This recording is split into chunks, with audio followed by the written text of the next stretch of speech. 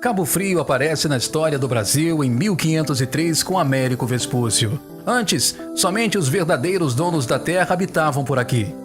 Brasil! Hoje, através de pesquisas particulares, principalmente Márcio Werneck, e do vasto acervo desta casa, podemos conhecer um pouco da rica história de Cabo Frio.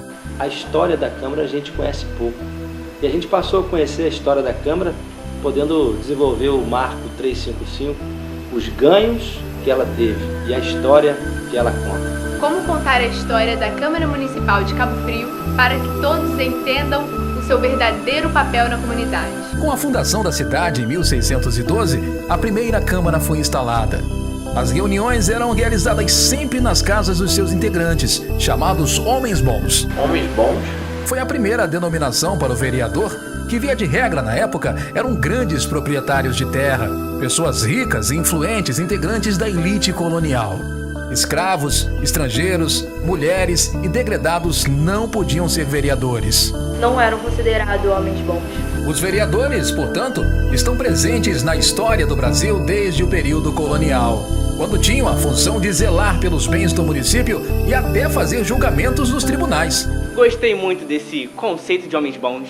José Antônio Porto Rocha, com 24 anos, estuda medicina e se forma como médico.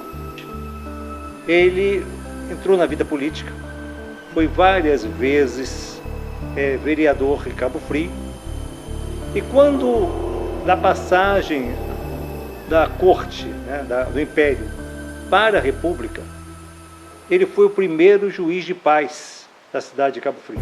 A corte, nesse período, enfrentava constantes dificuldades administrativas e as câmaras, representando o poder político efetivo na colônia, eram instâncias de poder, elegendo, depondo, prendendo e expulsando governantes, e representaram por muito tempo um estado social que, se não poderia ser reprimido pela coroa, era ao menos tolerado por ela. Nossa primeira Câmara Municipal foi construída onde e quando? Baseado em alguns documentos e principalmente no mapa do ano de 1662, é que essa Casa Legislativa fará seu marco histórico dos 355 anos. Porto Rocha, várias vezes, ele assumiu a presidência da Câmara. E como presidente da Câmara, ele tinha o poder executivo. Então, a primeira água encanada em Cabo Frio foi durante a permanência de Porto Rocha na Câmara de Cabo Frio. As brigas e as confusões geraram inimizades e, consequentemente, adversários políticos, passando os homens bons a representarem apenas os seus interesses.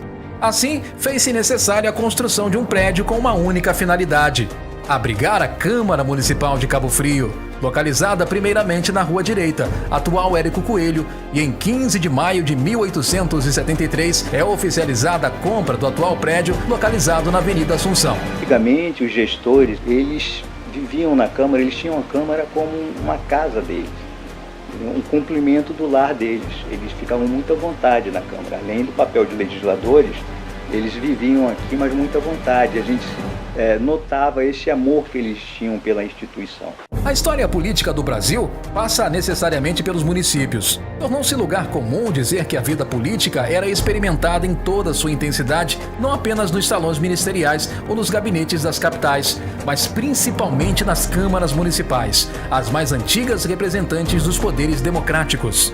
Mas qual é o papel do vereador? Em seu mandato de 4 anos na circunscrição do seu município, os vereadores são eleitos por voto direto e simultâneo em todo o país. São responsáveis pela elaboração da lei orgânica do município, fiscalizando e julgando as contas do executivo. Os vereadores legislam, portanto, assuntos de interesse local. Sempre encontro com o vereador no meu dia a dia e pergunto sobre a rua, o bairro e nossa cidade, e espero respostas. As sessões plenárias nas câmaras municipais eram as ocasiões em que os homens bons tomavam ciência das questões de alcance nacional e de que maneira essas questões podiam influir em nossa vida cotidiana. Já diz o poeta que o caminho se faz ao caminhar. Eu vim para a Câmara Municipal, para o arquivo histórico da Câmara Municipal, pesquisar alguma temática ligada à história da educação em Cabo Frio no século XIX. Eu apresentei esse trabalho no Congresso Brasileiro de História da Educação, e as pessoas ficaram admiradas que existe um exemplar de um documento histórico que serve como uma espécie de janela para entender uma prática social no século XIX, no caso a inspeção escolar. Os exames das atas das câmaras municipais eram caixas de ressonância de eventos políticos e econômicos da história do país. Estudá-las é conhecer como a comunidade reage a momentos históricos da nossa cidade. Os inspetores nos municípios eram fundamentais para fiscalizar a escola pública na província do Rio de Janeiro. E ela serve de laboratório para todo o Brasil, que a descoberta desse documento ela mudou tudo, foi onde tudo começou. O que temos que fazer para preservar este material? Em janeiro de 1995, o presidente da Câmara, na época, Assir Silva da Rocha, procuramos ontem o senhor prefeito municipal, acenava para o primeiro apoio à preservação do acervo cultural da Câmara, criando então a divisão de áudio e som, tendo como primeiro diretor professor Afonso Santa Rosa. Merece registro especial e, motivado pela preservação de documentos, Otacílio Ferreira guardou em sua própria casa um acervo de extraordinária relevância, doando à Biblioteca Municipal de Cabo Frio, que em seguida foi integrada ao acervo da Câmara Municipal. Em virtude do má estado de conservação, o acervo passou por uma higienização, técnica de preservação e restauro. Foram aplicados, além de transcrição paleográfica, fatores imprescindíveis para sua organização, formando hoje o Arquivo Histórico da Câmara Municipal de Cabo Frio. Oficialmente, o Arquivo da Câmara ele não existe. Por isso a importância desse movimento do Marco 355. Que as gerações futuras tenham como pesquisar essa documentação, porque a partir de agora vira lei. Então acho que o vereador Aquiles entendeu isso, o presidente Aquiles entendeu essa importância, junto com essa legislatura que, aliás, tem pessoas jovens, né? Eu acredito que todos os colegas historiadores estão querendo descobrir essa data. E é para isso que nós criamos essa polêmica, foi para isso que nós criamos o Marco 355, que vai ser um marco muito importante para a história de Cabo Frio. Desde então, esse acervo tem auxiliado a Casa Legislativa de forma geral. Estudantes de todos os níveis e pesquisadores de diversas áreas, aproximando o trabalho de nossos vereadores com a população. E em toda a minha vida eu sabia que nós éramos relacionados ao Jonas Garcia, que até quando criança me chamava de nome de rua. E o Jonas Garcia da Rosa Terra, né, que foi o primeiro presidente da Câmara de Vereadores de Cabo Frio, era avô do meu avô. E por coincidência, hoje eu trabalho com transporte público aqui em Cabo Frio, e ele foi o indutor do transporte também na região, porque foi ele que trouxe a primeira ponte construída ligando, né, as pessoas que vinham de Porto do Carro, de São Pedro do Aldeia, para Cabo Frio para questões do comércio. Nesses corredores, nos gabinetes e no plenário da Câmara Municipal. É aqui nessa casa que há quase 2 séculos a democracia exerce e demonstra seu mais importante papel: legislar para a população. Não podemos abrir mão disso. Cresci no bairro de São Cristóvão, aqui em Cabo Frio. E hoje eu vejo que a gente precisa trazer para a memória para os turistas que chegam na cidade, né, conhecer um pouco do que é Cabo Frio. É a minha visão hoje em relação à cidade que eu vivo e para a cidade que eu sonhei.